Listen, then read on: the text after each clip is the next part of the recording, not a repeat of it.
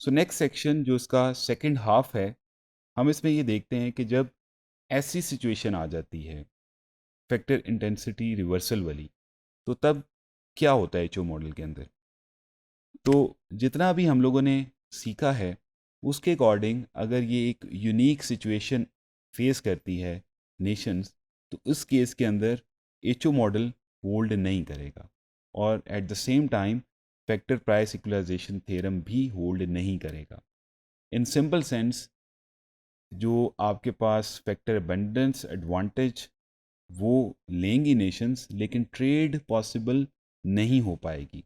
जैसे हम लोगों ने ये बात की कि अगर नेशन वन भी एक्स कमोडिटी बना ले by using more labour, because nation one is labour abundant country, and nation two भी क्या करे, एक्स कमोडिटी की प्रोडक्शन करे with the help of more capital, because capital nation two is capital abundant country. तो in that case दोनों nation आपके पास same commodity बना रही हैं, दैट इज़ एक्स कमोडिटी। तो इन दैट केस आपके पास trade is not possible, because two nations cannot export same commodity at the same time when the both nations are specializing specializing a single commodity or a unique commodity। तो यहाँ पे जो पहला part था HO model का, वो तो बिल्कुल भी होल्ड नहीं करेगा, तो पैटर्न्स ऑफ ट्रेड बिल्कुल भी नहीं बनेंगे।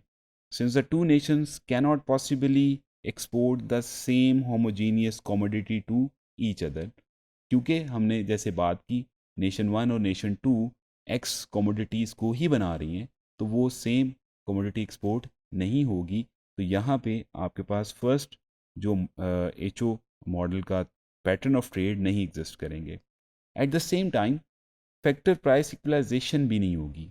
जो हमने बात की थी कि अगर एक नेशन एक कमोडिटी के अंदर और दूसरी नेशन दूसरी कमोडिटी के अंदर स्पेशलाइजेशन करती है, तो फैक्टर प्राइसेस इक्वल होती हैं। लेकिन यहाँ पे क्या होगा, if nation one export x, अगर एक्स कमोडिटी वो एक्सपोर्ट करती है, veg will rise in nation one, क्योंकि लेबर की डिमांड बढ़ रही है, तो अल्टीमेटली जो वेज रेट है वो भी बढ़ेगा इन nation one, while nation 2 cannot export commodity X to nation 1।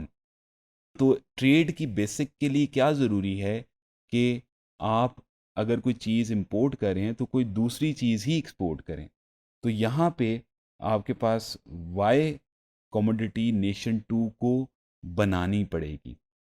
हालांकि वाई कमोडिटी नेशन टू के लिए लेबर अबंडेंट की फॉर्म में जाती है, Y is labour intensive form में जाती है, Y is a labour intensive commodity in nation two, the demand for labour and thus wage will also rise in nation two. तो यहाँ पे जो फैक्टर प्राइस इक्वलाइजेशन वाला मॉडल था, यहाँ पे ये पूरा नहीं होगा। नेशन वन में भी जो है वो वेज बढ़ रही है, और नेशन टू के अंदर भी वेज बढ़ रही है। तो इन दैट केस अगर आपके पास फैक्टर इंटेंसिटी रिवर्सल की सिचुएशन आ जाती है, तो वहाँ पे ये दोनों जो सेक्शन है जो मॉडल के, patterns of trade and gains from trade, दोनों अप्लाई नहीं होंगे।